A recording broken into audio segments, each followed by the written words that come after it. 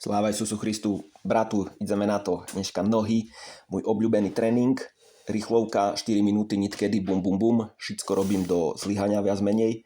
Perší cvik, pistol squats, takzvané pištoľové drepy na jednej nohe.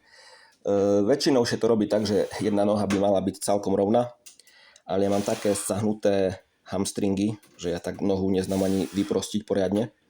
Takže idem to takouto inou technikou. Ešte lepšie mi to ide, keď stojím na takým piedestále, na takom malým schodičku a vtedy môžem ísť ešte krajší. Ale nevadí, i tak šedá, i tak nepláno. Tento cvik mám párkrát, netreba žiadne žavážia, žiadny equipment, stačia mi moje nohy a snažím sa ísť do zlyhania. Už keď vidím, že to ide bar s ťažkou a už je to také keby nebezpečné, tak zmením cvik. V druhom cviku to sú takzvané vykroky alebo lunges po anglicky. Čiže vlastne, vidíš čo to je. Mám v rukoch 12, čiže 24 kg pridaná hodnota, pridaná váha. No a idem z jednu nohu dozadu, z druhú stojím na mieste. Parádny cvik, veľmi dobrá kombinácia, keď skončím so pistol squatmi. Toto tu je úplne že super. Tu nám môžem ísť poriadne hlboko, ponacahovať nohy a tak je to OK.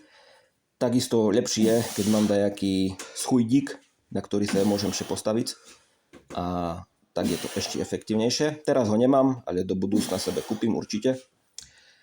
A tretí cvik, takisto môj obľúbený takzvané Cossack squats. To sú také drepy na jednej nohe, pri ktorej sa ide zo strany na stranu, sprava doľava.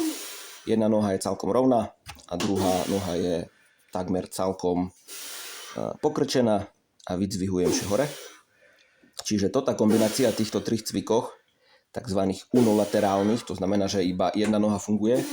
Táto kombinácia je parádna a furt ju robím takedy aj takú jak rozcvičku, keď nemám chodiť do posílky, tak len doma dám sebe pistol squats, lunges, Cossack squats a už mám celkom dobrý tréning. Dobre, to som dokončil a na koncu ešte 2 cviky na hamstringy. Teraz robím zakopy, mám tam naloženo 40 kg, to už je taká celkom slušná váha. Tu som ešte snažil ísť tyž celkom do zlyhania. A sám posledný cvik bol deadlifty, mŕtve ťahy s jednoručkami, 12 kg. Tam som sa snažil len na poriadny stretching, poriadne rozstrečovať tie hamstringy a to bolo vsio, vecej netreba. Takže celkom rýchly tréning, nohy prekrvené, na druhý deň budú aj fungovať, pretože je mi bars hlavné, pretože keby nohy som rozbil, však snažia to s boľavými nohami fungovať, dosť ťažko, takže tak. Dobre bratu, díky, môžeš to kúkal, vidíme sa jutre by mali byť ramena.